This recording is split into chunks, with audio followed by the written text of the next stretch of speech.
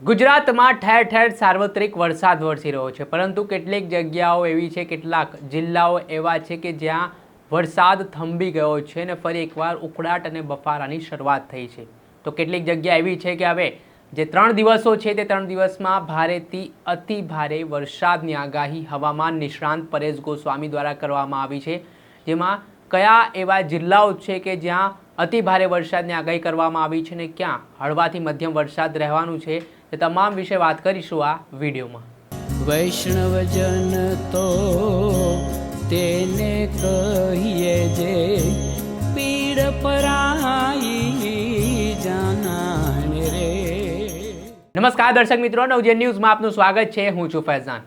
ગુજરાતમાં ચોમાસાની શરૂઆત થયાનો આ બીજો મહિનો છે. જુલાઈ મહિનો એ કહેવામાં આવે છે કે સારો એવો વરસાદ છે તે સમગ્ર ગુજરાતભરમાં પડતો હોય છે અને આ જુલાઈ મહિનામાં પણ અત્યારે જેવો વરસાદ જોઈએ તે પ્રકારનો વરસાદ ખાસ કરીને મધ્ય ગુજરાતના જિલ્લાઓમાં જોવા મળ્યો નથી. અને દક્ષિણ ગુજરાતમાં શરૂઆતના દિવસોથી જ સારો એવો વરસાદ વરસી રહ્યો છે, પરંતુ કેટલાક જિલ્લાઓ એવા છે કે જ્યાં હાલ વરસાદ થંભી ગયો છે. વાતાવરણમાં પલટો જોવા મળી રહ્યો છે, તડકા અને છાંયડાવાળું વાતાવરણ જોવા મળી રહ્યું છે.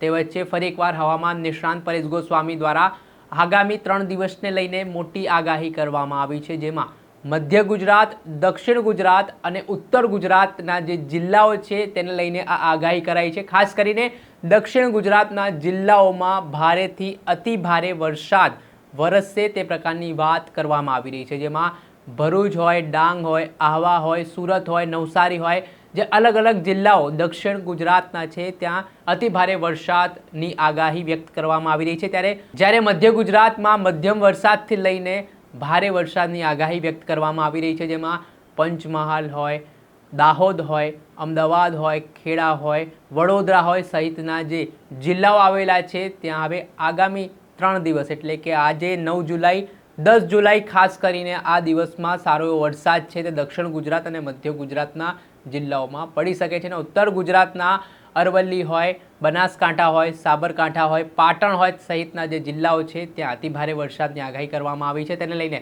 પહેલા જે હવામાન નિષ્ણાંત છે પરેશ ગોસ્વામી તેમની આગાહી શું કહી રહી છે તે સાંભળી લો. વરસાદી સિસ્ટમ સક્રિય થઈ છે, ઘણી જગ્યાએ છૂટાછવાયા હળવા મધ્યમ ઝાપટાઓ જોવા મળ્યા. હવે આવતીકાલથી આ ધીમે ધીમે વરસાદની તીવ્રતામાં વધારો થશે, એટલે 9, 10 અને 11 આ 3 દિવસ છે. 3 દિવસ દરમિયાન રાજ્યના મોટા ભાગના વિસ્તારોમાં સારો વરસાદ થવાનો છે, પણ સૌથી વધારે વરસાદ છે એ 10 જુલાઈના રોજ જોવા મળે તેવું અનુમાન છે. સૌથી વધારે વરસાદ છે 10 જુલાઈના અંદર જોવા મળશે, જેમાં ખાસ કરીને સૌથી વધારે તીવ્રતા છે એ પણ દક્ષિણ ગુજરાતની અંદર જોવા મળે તેવી શક્યતાઓ છે.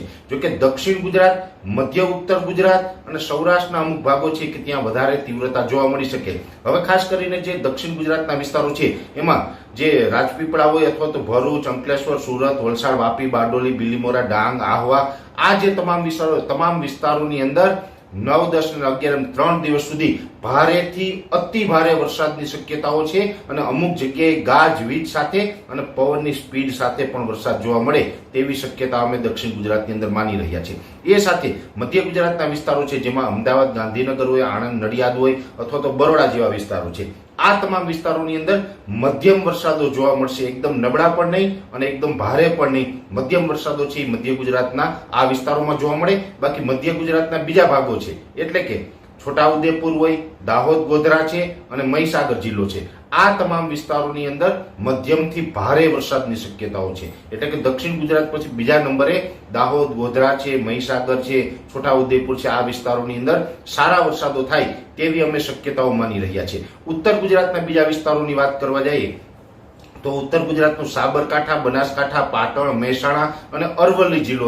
અરવલ્લી જિલ્લો આમ તો મધ્ય ગુજરાતમાં પણ ગણીએ છીએ ને ઘણી વખત આપણે ઉત્તર ગુજરાતની સાથેની માહિતી આપતા હોય છે. એટલે અરવલ્લી, સાબરકાંઠા, બનાસકાંઠા, પાટણ અને મહેસાણા આ સમગ્ર વિસ્તારોની અંદર 9 થી 11 જુલાઈ દરમિયાન સારા વરસાદોની શક્યતાઓ છે. અને એકલ દોકલ સેન્ટર એવા પણ હશે કે જ્યાં અતિ ભારે સ્પેલ છે 1 થી 2 થઈ જાય. અને જે અતિ ભારે વરસાદ છે એ 10 જુલાઈના રોજ ઉત્તર ગુજરાતમાં જોવા મળે તેવી શક્યતાઓ છે. એટલે ઓલ ઓવર જોવા જાય તો મધ્ય ગુજરાત અને દક્ષિણ ગુજરાતમાં સારા વરસાદોની શક્યતા છે, એવી જ રીતે ઉત્તર ગુજરાતમાં પણ સારા વરસાદોની શક્યતા અમે માની રહ્યા છીએ. અને જે વિસ્તારો બાકાત હતા વરસાદમાં એને પણ વરસાદ થઈ જશે. જે વિસ્તારોમાં 3 તારીખ સુધીમાં જે વાવણી લાયક વરસાદ થયા હતા એ વિસ્તારમાં બીજો રાઉન્ડ રહેશે. એટલે ઉત્તર ગુજરાત માટે આ એક સારા સમાચાર છે.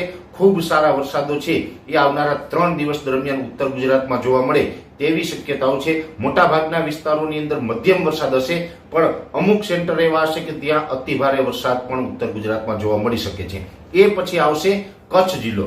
કચ્છ જિલ્લાની અંદર મેં આપને જણાવ્યું એમ કે જે રાપર તાલુકો છે એમાં તો વરસાદ થવાનો છે, એની સાથોસાથ બીજા વિસ્તારો છે એમાં પણ સાર્વત્રિક વરસાદો થવાના છે. એટલે કચ્છ જિલ્લાની અંદર પણ સાર્વત્રિક વરસાદ થશે, પણ ખાસ કરીને અતિ તીવ્રતા છે ને એ કચ્છ જિલ્લામાં નહીં જોવા મળે.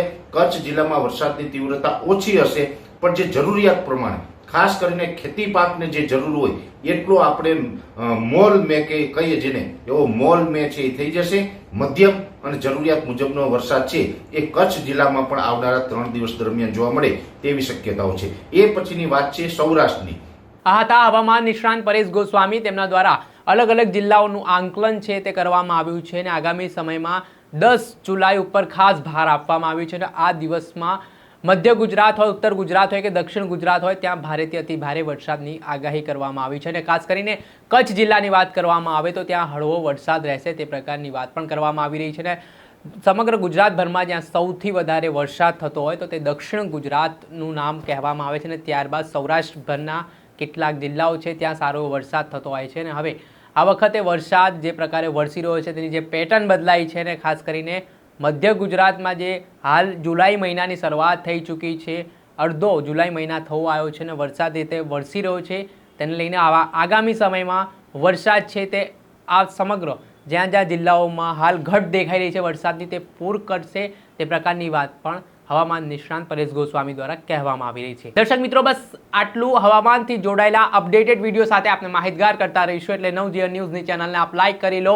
સબસ્ક્રાઇબ કરી લો અને શેર કરવાનું ભૂલતા નહીં. નમસ્કાર. વૈષ્ણવજન તો તેને કહીએ જે